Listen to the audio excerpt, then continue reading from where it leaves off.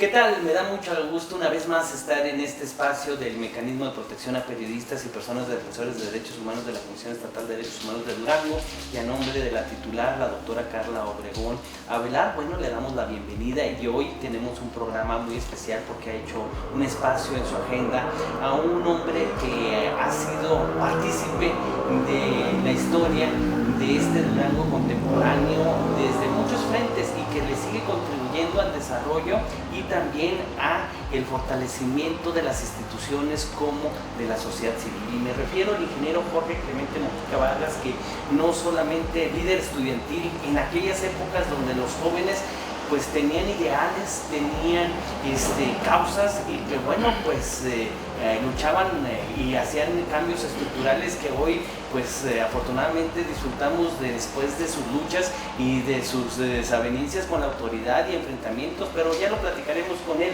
en un poco de esto, político, exalcalde del municipio de la capital, una historia verdaderamente interesante porque es técnico cuando los universitarios pues eran los que, como decían popularmente, la rifaban en la política, líder ciudadano, empresario y directivo del periódico Victoria de Durango, uno de los medios de comunicación que se ha mantenido a pesar de las vicisitudes de los tiempos, de los proyectos políticos y de los vaivenes de la sociedad duranguense y de México y del mundo, por lo cual pues ingeniero, te agradezco mucho que hayas aceptado esta invitación. No, gracias Nacho. No, muchas gracias por la invitación, yo con todo gusto aquí estamos, efectivamente. Tenemos un clima lluvioso, que qué bueno, sí, que ya no esté lloviendo, bendita lluvia, que siempre nos deja algo positivo, y muchas gracias por invitarnos. Bueno, pues el tema sería la libertad de expresión en la era digital, pero no podemos llegar a ese tema si no hablamos del personaje de este ingeniero que fuiste un joven muy inquieto y que lo sigue siendo, y que eres punta de lanza del grupo técnico porque irrumpiste en muchos escenarios y con una propuesta y un ideal muy específico. Platícame de tus inicios en la opinión pública. Bueno, como bien dices, yo fui líder estudiantil del Tecnológico, y ser líder estudiantil de una institución es una escuela, obviamente, para brincar a la política profesional. Siempre un liderazgo en una institución como el Tecnológico conlleva adquirir muchas experiencias de liderazgo, de relaciones con la autoridad, de presionar a veces con temas que tienes que defender a la institución y sobre todo a los estudiantes. Y fue una época muy interesante porque finalmente yo entré a ser líder estudiantil en forma casual.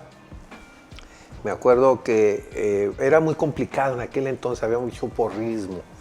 Para ser líder estudiantil siempre los porros te traían a raya, como se dice, ¿no? Sin embargo, en aquel entonces, estando en el Tecnológico, en un intermedio de clase a clase, nos fuimos ahí a un área donde había árboles, a la entrada ahí a la izquierda por Negrete, y ahí armamos una planilla para competir a nivel estudiantil, y nada más que con una premisa. Dijimos, vamos a escoger los mejores. Y generalmente los estudiantiles, pues escogías al porro, al que obviamente era muy... un perfil diferente, ¿no? Entonces empezamos a agarrar los mejores estudiantes, por grupos, por especialidades, el mejor deportista, el carita de la escuela. En aquel entonces había pocas mujeres, y la más guapa, la más inteligente, y lo conformamos así como, pues a ver qué pasa. Y nuestra sorpresa fue que se ganó contundentemente, y ahí empezamos obviamente a ver el tema un poco diferente del liderazgo estudiantil, el quitar el porrismo, en ser más propositivos, en llevar una buena relación con las autoridades, pero también en su momento pues tienes que presionar cuando no logras un objetivo. Pero yo insisto, es una enseñanza ser líder estudiantil para brincar a la política profesional de los partidos políticos.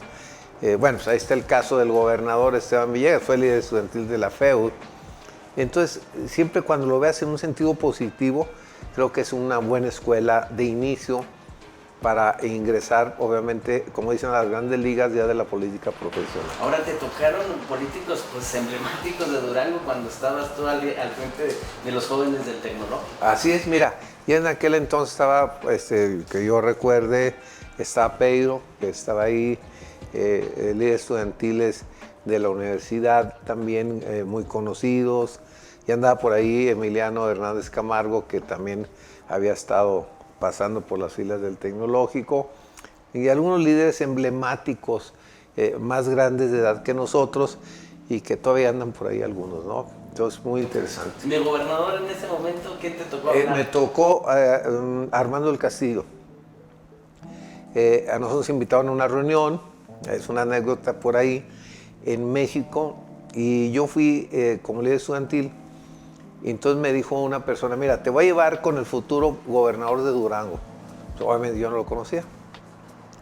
Yo recuerdo que esa noche que fuimos a la casa del licenciado Armando del Castillo, estaba Carlos Vadillo, en paz descanse, y estaba Adriana Lanís, que por ahí anda ahí todo el arquitecto, y éramos estudiantiles yo. Entonces ahí salió Armando del Castillo con esa personalidad, tipo Mauricio Garcés, ¿no? Sí. En una bata ahí de seda, salió debajo, era noche ahí.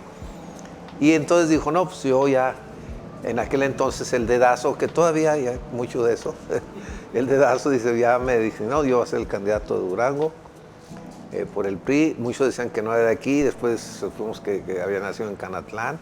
No sé si arreglaron o no el acta de nacimiento.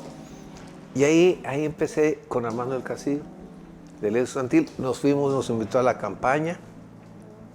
Y después, pues yo me incorporé en otras actividades antes de que llegara él, porque Mayagoitia era el gobernador.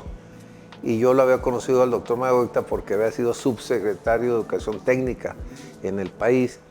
Y yo, siendo líder estudiantil, pues con él iba para acudir a hacer gestiones, y de vez en cuando me peleaba, que todavía se acordaba, en paz descanse, y me decía, oye, me acuerdo cómo era usted revoltoso cuando era estudiante, porque él iba y le exigía que acabaran, por ejemplo, la obra del gimnasio que tiene el Tecnológico, estaba a media, y fui y le exigía yo, ahí en México, y me acuerdo, porque lo recordaba él, cuando le decía, oiga, pues ya acabe, me dijo, oiga, yo no soy albañil, me decía. No, pero usted tiene la lana, ¿no? Usted tiene el poder de la firma. Así es. Pero bueno, son anécdotas, pero va uno entrelazándose con la gente política de aquel tiempo, pues de gobernadores y todo, pero todo para bien, creo que era el objetivo.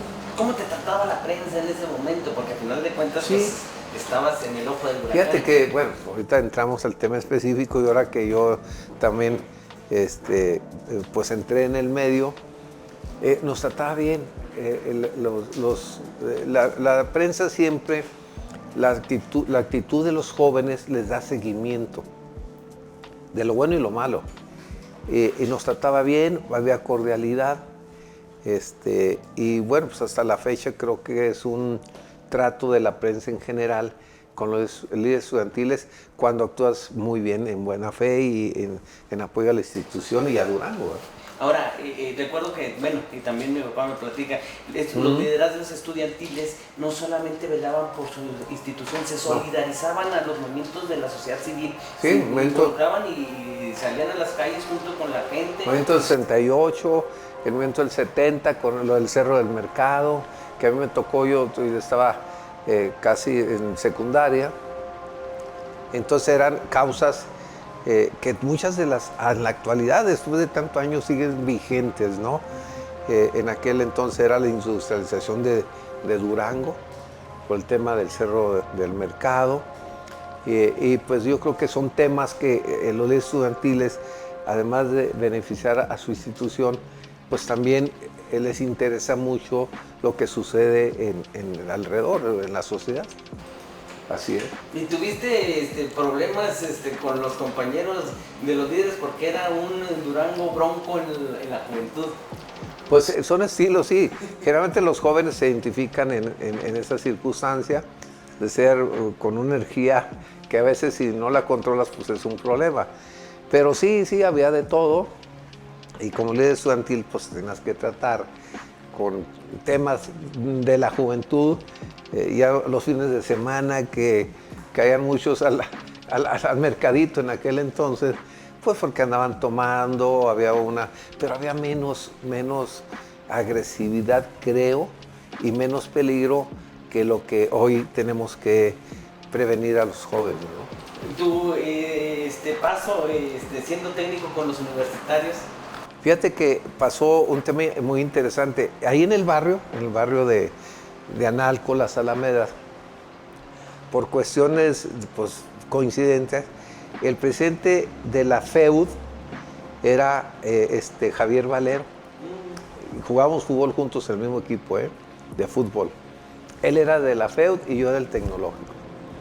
Pero adicionalmente, ahí también vivía el líder de medicina, Abel García, que era hijo de en aquel entonces de Abel García, que tenía la sastrería García, que era de las más famosas en Durango.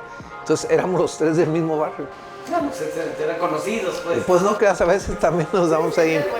Hablando del tránsito de universitarios a técnicos, en aquel entonces sí había temas radicales, que después nos dimos cuenta que lo manejaban esos pleitos que había de técnico universidad.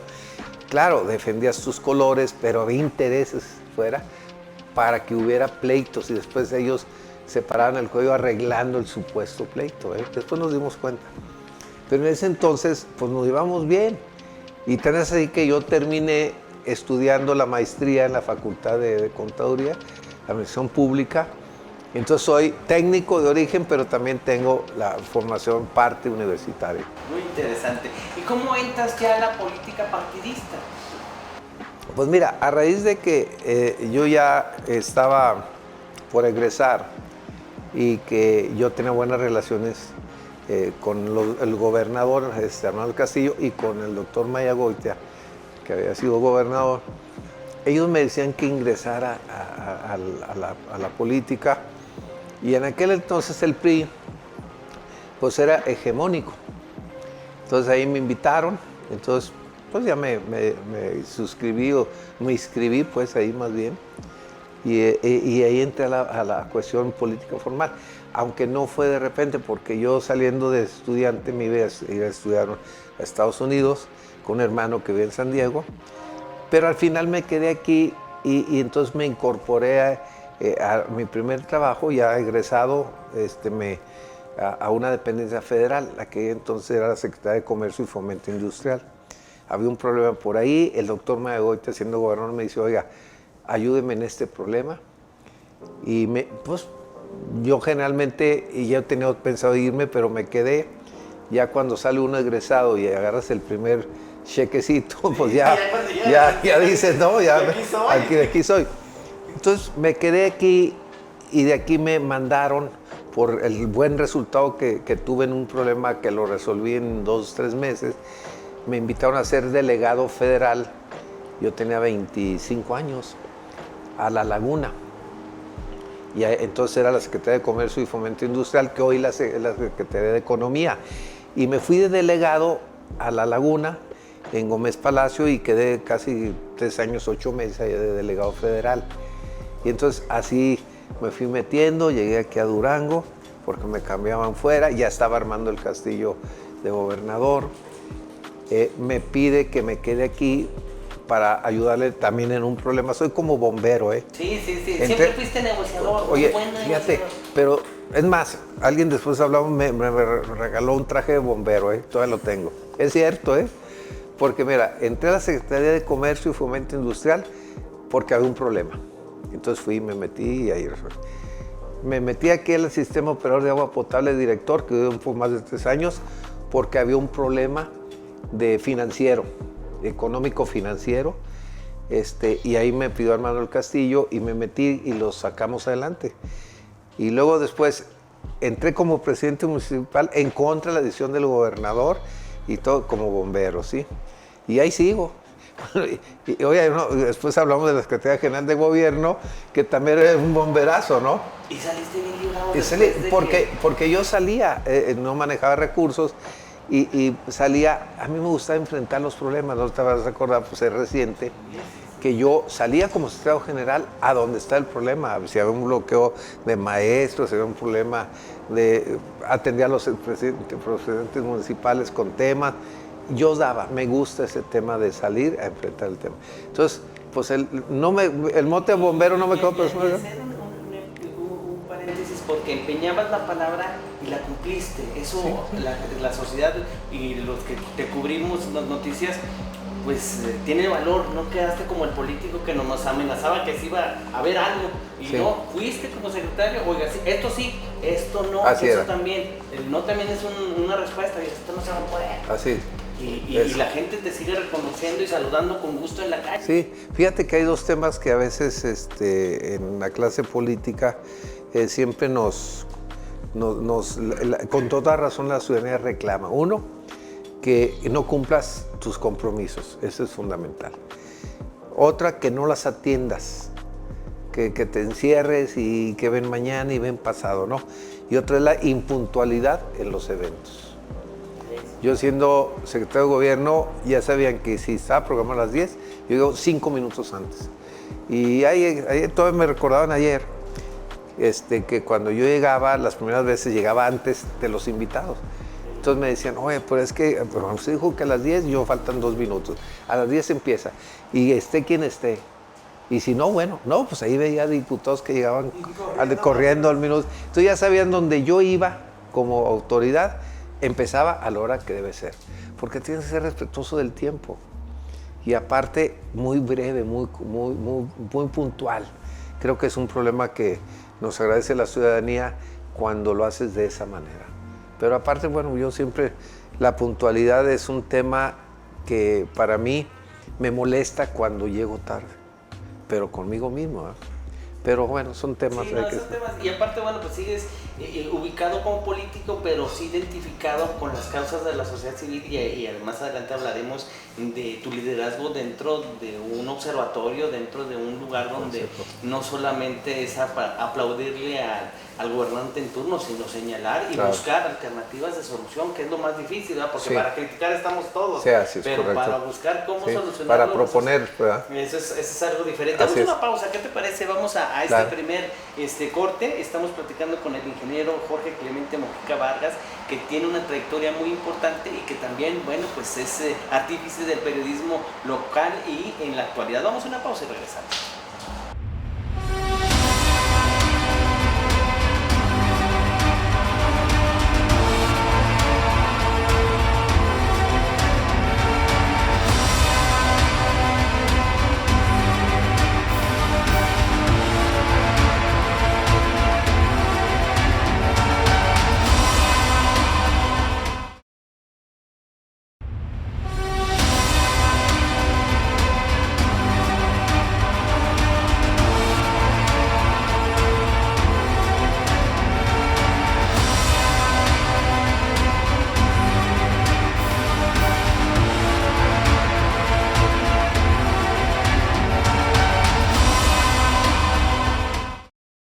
Qué bueno que sigue con nosotros en esta segunda parte de Fuera de Libreta, aquí en la Comisión Estatal de Derechos Humanos. Está platicando con el ingeniero Jorge Clemente Mojica Vargas y haciendo este recuento histórico de su paso por las diferentes instituciones. Me gustaría que llegáramos a la alcaldía.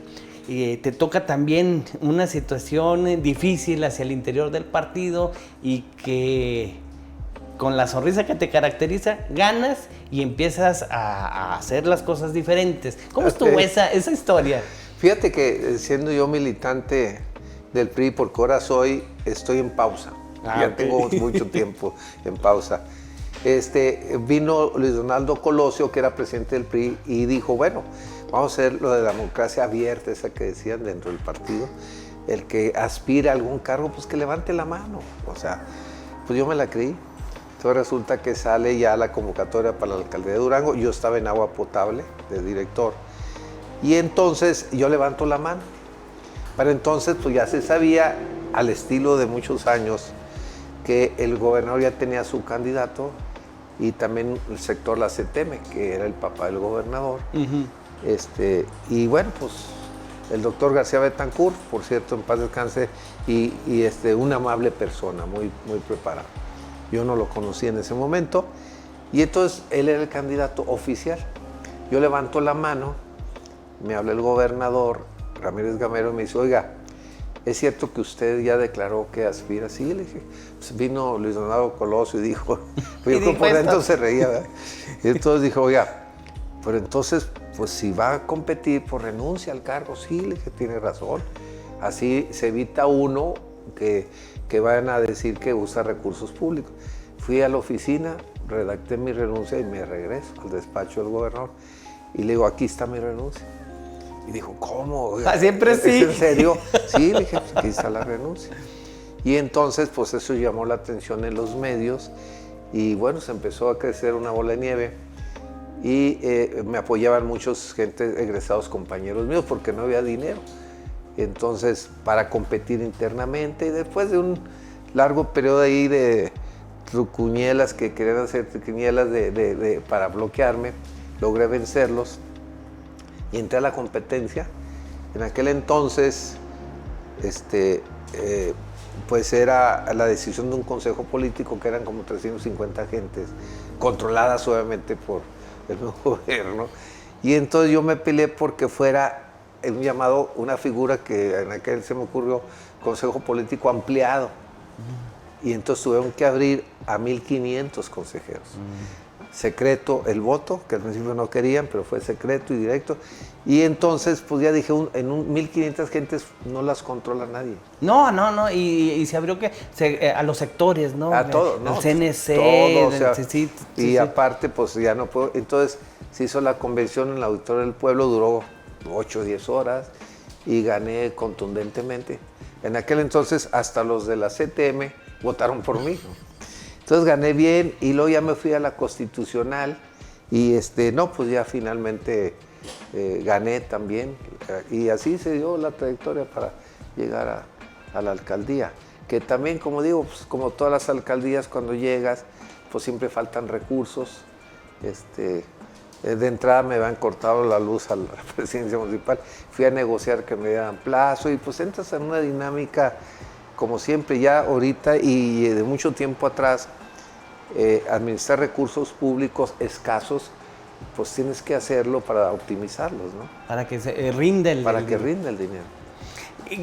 ¿Fue difícil ser un ingeniero en la política y más siendo alcalde y que no eras el favorito? Fíjate que decían en aquel entonces, yo fui el primer alcalde de Durango egresado del Tecnológico.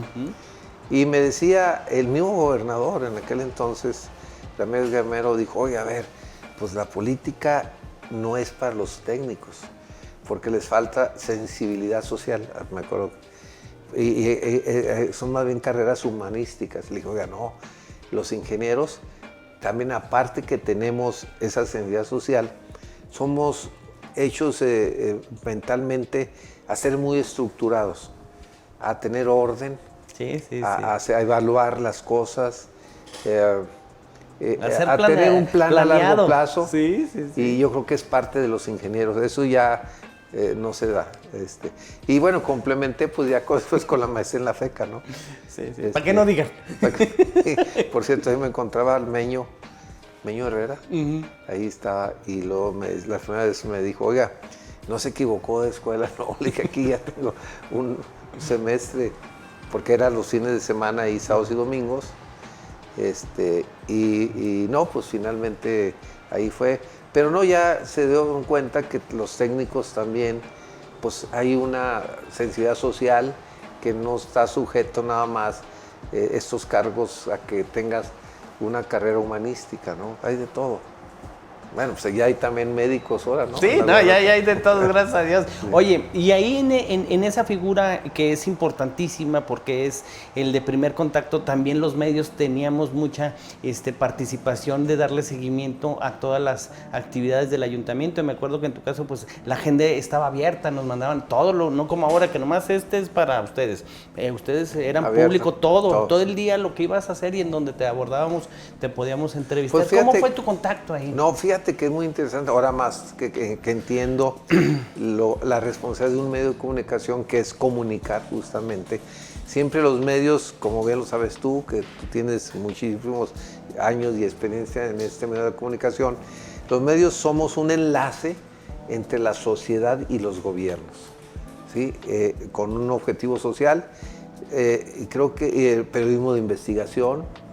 Y entonces yo entendía y sigo entendiendo el papel de los medios, que es para informar, y más cuando estás en un área pública. Es decir, es público por eso, entonces los medios juegan un papel muy importante en esa comunicación. Ahora en estos tiempos pues, se suma las famosas redes, que también es un vínculo, un instrumento de comunicación, cuando se usa bien. Entonces creo que llevé muy buena relación con los medios. Y vamos, es un tema que aprende uno. Cuando entra uno a la política tiene que estar preparados también a las críticas, no tener la piel tan delgada. Tengan o no razón, pero tienes que entender que es parte de una función de los medios de criticar también algunos temas que la sociedad percibe, y ahí el político tiene que entenderlo y tratar de transparentar sus acciones. Pero creo que fue bueno en términos generales. ¿Quién fue tu jefe de prensa? Gustavo Nevares Martínez. Otro ingeniero que también es ingeniero, que sí. también le dio por la comunicación, sí. Que todavía sigue vigente en ese tema, ahí. Vigente. Sí. Fue Gustavo Nevares, exactamente. Que por cierto sigo teniendo buen trato con Gustavo. Sí, y buen amigo en el gremio de sí, la comunicación. Sí, buen comunicador. Buen comunicador. Así es. Muy buena mano izquierda. Así se sabe es. llevar muy bien. Y bueno, pasa el ayuntamiento. ¿Y por qué no llegaste a ser gobernador? Porque prácticamente siempre es lo que le sigue. Fíjate que yo fui alcalde a los 35 años. Sin embargo, cuando ya se venía el cambio de gobernador, empezó a mencionar mi nombre por lógica que pues, yo era presidente municipal del municipio más importante del estado, donde están los tres poderes, y se empezó a manejar ese tema. Pero me di cuenta que cuando lo mencionó el licenciado Ramírez Gamero siendo gobernador, que le preguntaron que quién veía él, cómo lo podía suceder, me metió a mí al baile. Me mencionó a mí. Y entonces empezó una bola de ataques, pero fuertísimos. En ese entonces aspiraba, por ejemplo, el licenciado Silerio, estaba el licenciado Guerrero Mier, pues ya era otra generación así, un poquito de muchos años. Sí. Y uno de ellos, no digo el nombre, pero fue y me dijo, oiga, a ver, pues usted haga fila. Fórmese, nosotros nos toca. Y pues era el PRI, el viejo PRI, que yo pues lo viví. Sí, pues, entonces llegó un momento a razonar y dije, a ver, el gobernador que está actual, pues entré forzazo, y aunque ya hubo buen trato después. Y los que pueden ser, pues si no hago lo que se me van a echar encima. Y entonces lo estuve un poco tratando de ir, lo sopesé. Pero hubo mucha obstrucción de estas gentes que al final fueron gobernadores algunos, pero no permitían pues en aquel momento esa clase política vieja de que alguien diferente a estas corrientes pues aspirara cuando menos a ese cargo. Entonces hubo mucho bloqueo y otros tipos de cosas ahí medio Ahora, me acuerdo que también tú hiciste un grupo, ¿no? Cobijaste a los técnicos que nunca habían estado participando. Fíjate que éramos los un grupo. Los visibilizaste. Era un grupo, ya venían otros grupos técnicos más antiguos, por ejemplo, Emiliano Hernández, estaba también Jovino Nevares, estaba Peiro, que también ya falleció. Y entonces este grupo nuevo, entre comillas, que hicimos al interior ahora están en el gobierno. Por ejemplo, Héctor Vela, que éramos más o menos de un grupo, él era más chico que yo, es más chico, secretario de gobierno ahorita. Por ejemplo, Guillermo Adame, que estaba ahorita secretario de Educación, él fue el que me ayudó mucho para llegar también a la presidencia. Él era de los jóvenes que andábamos ahí, pero era de los más jóvenes. ¿Quién más puedo decirte de los que están ahorita? Rafael Valentín. ¿Sí? No digo los sobrenombres, porque a veces me clavo, pero los conozco más sobre. Y así, entonces creo que este grupo que está ahorita en el gobierno, pues habla de que en su momento, inclusive todos los tres fueron líderes estudiantiles también, del tecnológico, después de mí, pero habla que este grupo sigue vigente de alguna manera en algunas acciones, ¿no? Aunque yo ahorita no estoy adentro en un cargo público, pero tenemos muy buena comunicación entre todos. Y al final de cuentas eres referente porque van contigo, oiga, ¿qué opina, ingeniero, sobre Pues mira, esto? Porque ¿quién no te conoce? Pues mira, de una u otra manera sí, tenemos que hablar contigo. Así que para bien o para mal, decía. Sí. Fíjate que hay muy buena comunicación con ellos, mucha, aparte de la amistad de muchísimos años. Algunas veces comentamos algunos temas, cruzamos información, ellos también tienen su propia experiencia bien ganada, y no, pues nos apoyamos. Fíjate que hay un tema entre los técnicos, aunque a veces no nos vemos mucho tiempo, cuando se ofrece algo que nos podamos apoyar, lo hacemos en forma inmediata. Sí. O sea, ahí una camaradería, una red. Sí, y esa cultura interna de los técnicos. Sí, inclusive pues ahora que lucharon por el nuevo canal y todo, se unieron los diferentes... Todos. Y estamos en eso, en ese tema de ya la instalación del canal nuevo, Canal 22, que se vino con tiempo haciendo el tema, ¿no? Estaba, bueno, pues Alfredo Herrera, Deras, que fue el presidente, ahora entra Héctor Arriola, que también con una larga trayectoria a nivel nacional dentro de los técnicos, pero ese es el tema, así sin decir nada, siendo egresado del Tecno, al pie del cañón, nos echamos la mano.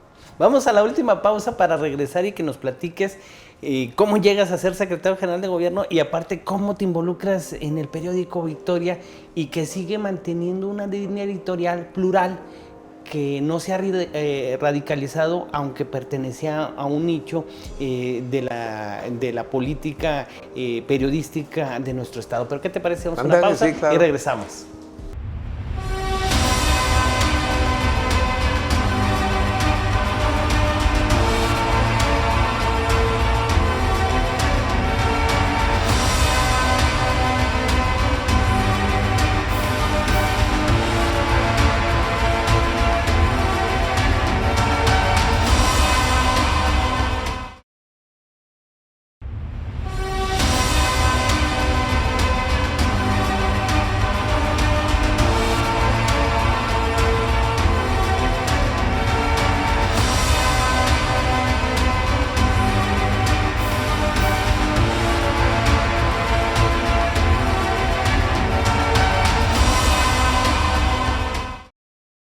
Y bueno, pues seguimos en esta recta final de Fuera de Libreta. Estamos con el ingeniero Jorge Clemente Mojica Vargas.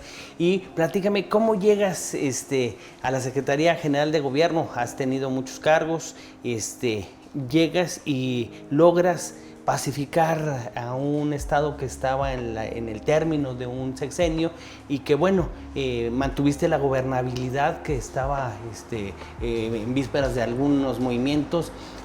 Teníamos una problemática complicada económica y social y para desarrollo empresarial. ¿Cómo te invitan? Fíjate que, bueno, yo entré un poquito, me voy a regresar más atrasito. Yo entré al periódico Victoria como director porque me invitó el entonces dueño, que era la familia Herrera, don Carlos Herrera, que yo he trabajado mucho tiempo con él. Desde que yo te decía que fui delegado en Gómez Palacio de la Secretaría de Comercio y Fomento Industrial, que hoy es la Secretaría de Economía a nivel federal, y entonces me invitó a ser el director, volviendo a ser bombero, porque la empresa tenía muchos problemas de mucho tipo internamente. Y entonces pues yo entré y después no soy periodista de profesión, pero entendía su papel. Entonces me involucré y empecé a ver lo interesante que es ser periodista, que acumulas información todos los días. Es muy interesante y apasionante, diría yo. Sí, es adictivo. Es adictivo totalmente. Entonces yo me quedé ahí, después, por cuestiones internas de la familia, muere don Carlos, venden las acciones. Y entonces yo entro a ese tema, me conocen bien ellos, y ceden ese negocio conmigo. Llegamos a un arreglo y entonces pues ya soy propietario del periódico, y un día después me habla el entonces gobernador Rosa Ispuro, a que quería hablar conmigo un domingo en la noche. Yo generalmente, y creo que los cargos públicos a veces perdemos la dimensión que cuando protestamos en un cargo público y que levantamos la mano diciendo sí protesto, en respetar las leyes, en respetar la Constitución, y si no, como dice que te lo demanden, lo tomamos como un protocolo nada más. No, es una realidad. Como una letanía. Anda. Si es un tema, es que si tú levantas, te haces responsable, y si no, pues la tiene consecuencia y debe tener. Independientemente si eres amigo, familiar o lo que sea, para eso es la ley. Y bueno, lo digo porque como el tema del anterior sexenio, todavía hay mucho problema que viene arrastrándose, pues cada quien tiene una responsabilidad, ¿no? Uh-huh. Y el que haga mal, pues la pague. Sí, porque la gente dice, oye, pues ¿cómo? Pero en eso estoy. Total, me habla a mí la noche, y eventualmente me hablaba de repente, porque yo lo conozco hace muchos años, y me decía cómo veía yo, y le decía lo que yo veía de fuera. No, pues mira, yo creo que la gente ve esto, ve el problema financiero, el problema de esto y lo otro. Y hay un tema que yo decía, es la primera vez que lo digo, me decía, ¿y cómo ves a mí? Le dije, contigo confunden tolerancia con debilidad. Se lo dije 4 veces. Era una persona, sigue siendo, creo que muy, pues no buena gente, demasiado tolerante. Y en eso no se puede ser. Tienes que estar vigilante, y el que está mal, cámbialo. Uh-huh. Sí, no hay. Porque el responsable al final le decía, eres tú de lo bueno y lo malo. Uh-huh. Trasciendes a la historia, sí. Siempre se lo dije, ¿no? Uh-huh. Y lo sigo diciendo, pues aquí lo digo públicamente, nunca lo he dicho, pero yo se lo decía. Entonces me invitaba de vez en cuando, y entonces esa noche yo estaba viendo el fútbol americano, me gusta mucho. Me habla a mí y voy, y dije, pues va a preguntarme algo en domingo en su oficina, y pues llego y me dice, ¿cómo ves las cosas? Pues mal. Y le ratifiqué muchas cosas, lo que se ve de fuera. Y soy, ayúdame, ¿no? Pues en lo que yo pueda, te ayudo, ¿eh? Quiero que acepte la Secretaría General. Dije, no, le dije, a ver, hay un tema muy fuerte. El que cierra la puerta siempre es un problema. Y al final me dice, no, ve a ver, nada más que yo llego con otra visión de las cosas. Y yo, sabiendo que al interior había muchos temas, yo no voy a permitir, pero si tú apoyas, si no, no tiene caso. Yo no sé, pero bueno, ahí dije que sí. Que después pensaba, yo dije... estaba debilitada esta secretaría de gobierno. Sí, y habían dejado un espacio sin nombrar, creo. Sí, estaba Y entonces, le dije, güey, ¿cuándo es? No, mañana. ¿Cómo mañana? Sí, mañana aquí a las 10. Entonces, ¿cómo? Pero yo, pues, tengo que saber qué recibo, ¿no? Pues toda la noche ahí me mandaron a Héctor Flores, estuvimos viendo detalle, lo urgente. Y bueno, yo veía que había un boquete financiero, que no era que yo lo veía, pues lo veíamos todo el mundo, porque no le pagaban a proveedores, porque los presidentes municipales no daban las participaciones, porque no se cumplían al magisterio, porque había muchos problemas financieros. Todos lados. Y entonces, bueno, pues allá acepto, efectivamente lo tomo protesta. Saliendo de ahí me dicen, está bloqueado el puente Francisco Villa porque los materialistas de la CTM no les han pagado durante, creo que un mes, el contratista. Y está bloqueado. Chico, le dije, oye, pues yo al estilo dije, pues que vaya de finanzas. No, que sí. Entonces, yo lo que no debemos permitir, con todos sus derechos, tú puedes bloquear una vía, pero ¿qué culpa tiene los demás? Los demás, lógico. Entonces, no, yo fui y encaré a los materialistas, que a ver, acabo de entrar, pero ¿de qué? Y me dijeron, bueno, yo les ayudo, nomás que abran primero la calle. No, que me no. Le hablé al líder de la CTM, a Ricardo Pacheco, le dije, a ver, ayúdame. unas horas, déjame ver de qué se trata. Y me ayudó, reconozco, abrieron ahí, ¿no? Con camiones de volteo. Hablo a finanzas, voy y me peleo y bueno, logré que le diera un anticipo al constructor, pero que fuera para el pago de ellos. Sí. Así empecé. Y ya después Apagando fuegos. Ya después te digo lo que pasó en salud, lo que pasó con los maestros, lo que pasó con los alcaldes. Y fuiste el último que, cerrando la cortina, al día siguiente, aquí estoy. Y eso para la opinión pública y para nosotros, pues fue un ciudadano que fue político, pero que regresa y así están las cosas. Yo digo, luego me preguntaron, oiga, sí. pues que usted fue, le dije, bueno, pues yo...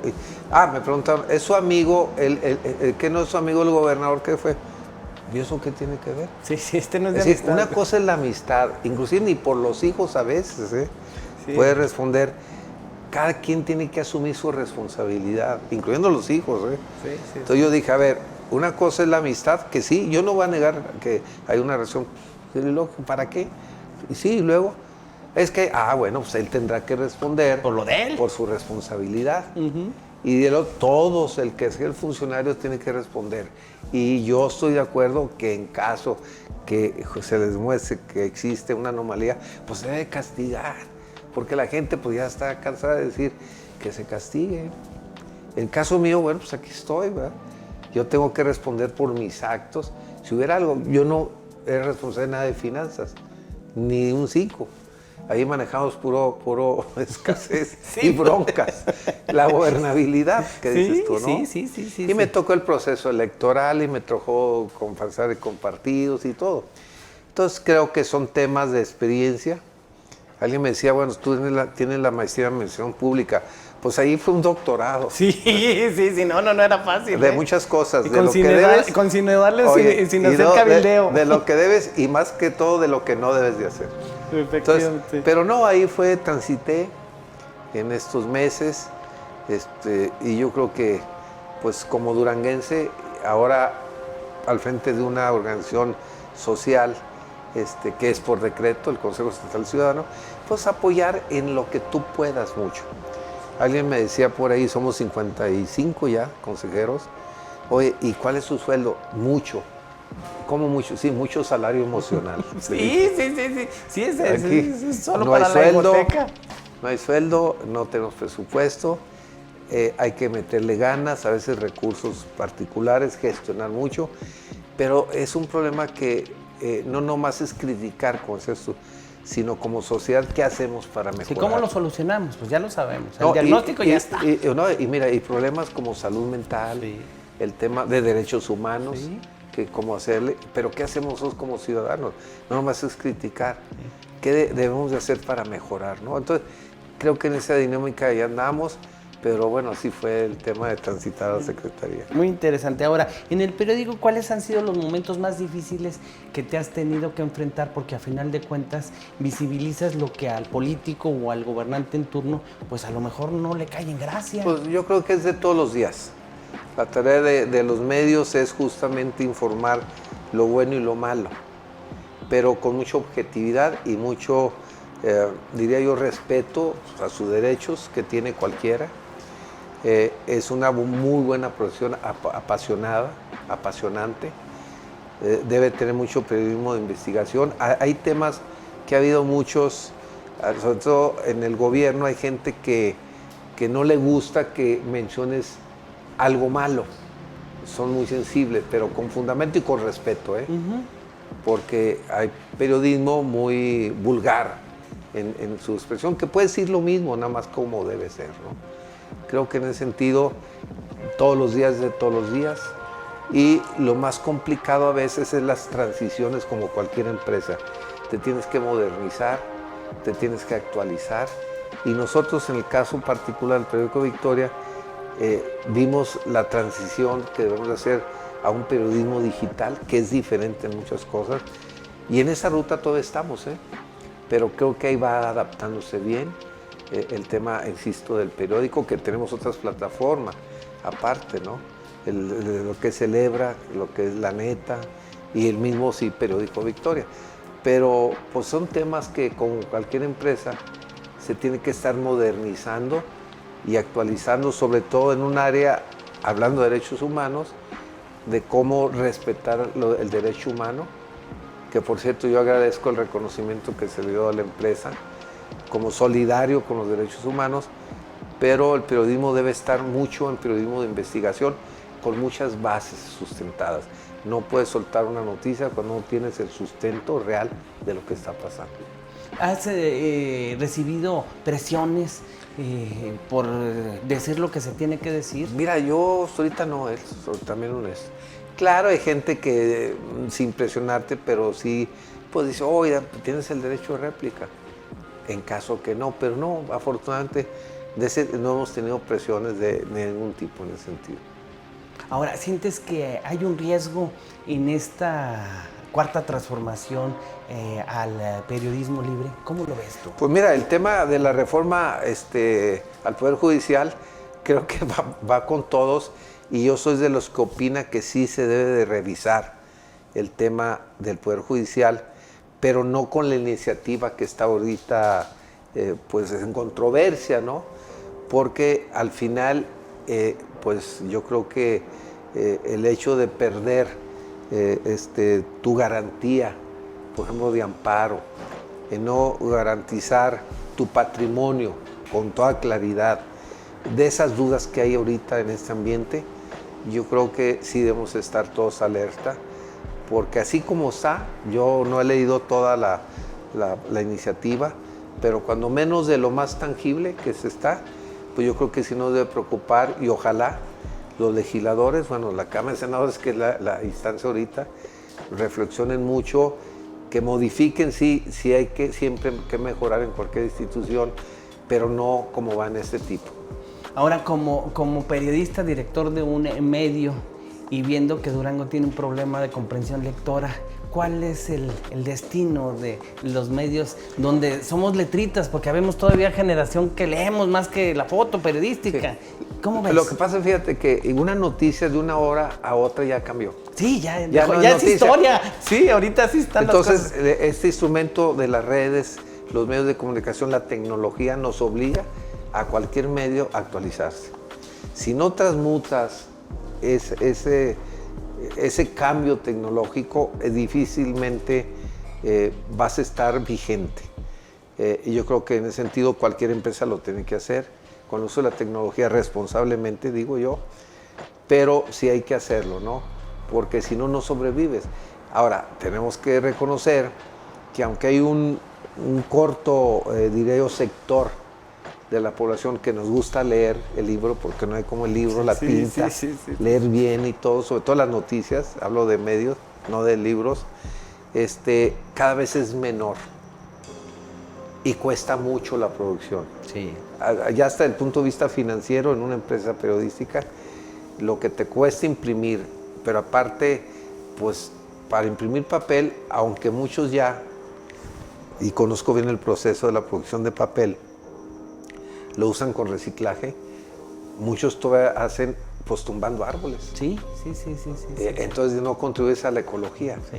Entonces ya el hecho del papel cada vez va a ser menos la gente. Las nuevas generaciones se informan por medios electrónicos, por su teléfono, su tableta, su computadora.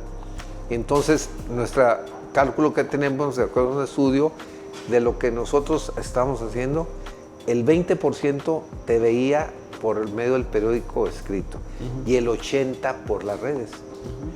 Pero en términos de costo se invierte. El 20% de lectores es el 80% del costo de una empresa.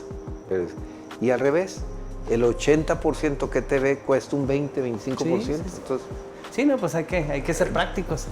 Ahora, ¿cómo seducir a las nuevas generaciones de consumir a periodistas y a periódicos donde se da la cara, donde se dice quién es? O sea, se pone el prestigio en cada nota que se escribe y la línea editorial que está revisando exactamente qué le lleva, porque ahorita vemos que todos los ciudadanos nos hemos convertido en reporteros gráficos o cronistas del día sin escrúpulos, porque vemos cosas verdaderamente lamentables. El tema de las redes, que es un tema que se va a utilizar adecuadamente la tecnología, pero muchos no lo usan con responsabilidad. Tú bien lo sabes, un celular, pues ya sacan una foto, suben alguna circunstancia, las new fakes, que llaman las notas en falso, y ya contamina, ¿no? Pero si hay ese riesgo, pero cada vez la gente entra a la cultura de ver qué es lo serio, qué es lo demás es simplemente golpeteo, que hay mucho de eso. Sí. En Durango hay mucho, de notas falsas, de calumnias. Y yo me quedo... Un boom de troles, ¿no se te fijaste? No, totalmente. Mira, yo me quedo con una definición. Un troll termina cuando llega a la mente inteligente. Es decir, ¿a qué voy? Tú ves una nota que es falsa, o sea, porque es... Pero en ese momento la ves y la desechas, no pasa nada. Pero si la replicas, entonces sí ya es un tema. Por eso se habla que ahí termina cuando llega una mente inteligente. Sí. No lo tomas en cuenta. Que hasta ahí llegó. Hasta llegó. Entonces, pero es muy dado, y ese es el riesgo de la modernidad, y que influye mucho en el comportamiento de la gente y de los jóvenes sobre todo. Sí, que no han logrado discernir. ¿A dónde va el Victoria? ¿A dónde quieres llevarlo? A la modernidad, a ser competitivo, con todos los demás, a ser competitivo, a tener notas realmente con fundamento, a ser ese interlocutor entre la sociedad y el gobierno. Con las nuevas generaciones un mercado diferente, el lenguaje es diferente, pero que la esencia del periodismo sigue siendo lo mismo, es periodismo de investigación, quizás usando otras herramientas de difusión, de socialización, pero bueno, yo creo que somos competitivos como medio de información periodística en el tema de ya como periodismo digital, que todos tienen que ir a eso. Es decir, pero ahí vamos avanzando, nosotros tenemos evaluaciones por semana, vemos dónde tenemos que reforzar, vemos qué tenemos que hacer y en fin, creo que como cualquier empresa aspiramos a ser dentro de las mejores. Ya para finalizar, ¿qué les dirías a los directivos de las universidades que imparten la clase en las carreras de comunicación? Porque llegan a los trabajos y cuando uno los recibe, pues dices, ay, pues vamos a volver a empezar, mi hermano. Tú que lo palpas a las nuevas generaciones, ¿qué les dirías? Oiga, les falta esto. No, mira, yo creo que ya el periodismo es el periodismo de investigación, me voy por esa base, ¿no? Tenemos que tener la mentalidad, tanto los comunicadores o los periodistas antiguos o... Los empíricos que les decían. Tiene que meterse mucho al periodismo de investigación, que cuando subas una nota llegue un sustento. Hay muchos temas que a la gente le interesa y que están vigentes, ¿no? El periodismo de investigación hay que fomentarlo mucho en los nuevos y futuros comunicadores, ¿sí? Con un tipo de comunicación quizás más objetiva, sin mucho rollo, pero yendo al fondo. Yo creo que hay mucho que hacer con estas generaciones usando las nuevas herramientas que eso es las redes, ¿no? El periodismo digital, que es diferente mucho en el escrito en algunas cosas. ¿Qué les dirías a los políticos para que entiendan el servicio de la democracia vía los medios de comunicación y el periodismo? Pues que sean como los elefantes, ¿sí sabes cómo? No, dime. Bueno, después te digo la anécdota. Fuimos a un curso de campañas exitosas, se llamaba, en Washington, en la Universidad de Washington, y después de ver grandes conferencistas de renombre internacional, el cómo de ser el político, nos dicen, a ver, al final tú dime en qué se parece un buen político a un ejemplo a un similar de un animal, que sea. Pues yo dije que el gallo, luego. ¿Por qué el gallo? No, pues es entrón, no. Uno dijo que creo que el león. No, porque el rey de la selva, no. Y al final le atinó. El elefante, ¿por qué? Porque un buen político debe tener la piel gruesa como los elefantes. Preparado a resistir calumnias, resistir mucho chantaje y estar firme. Otro, tener los pies grandes como el elefante, que camine despacio pero seguro.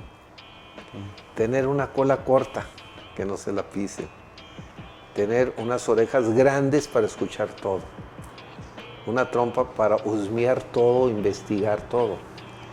Y otras muchas cosas que no puedo decir, pero por eso digo, el político debe estar preparado a muchas cosas, pero siempre con un plan y tratar de que para que el que esté en función pública, en la administración o en la cuestión de un cargo de elección, pues no debe perder de vista que hay una responsabilidad, ¿no?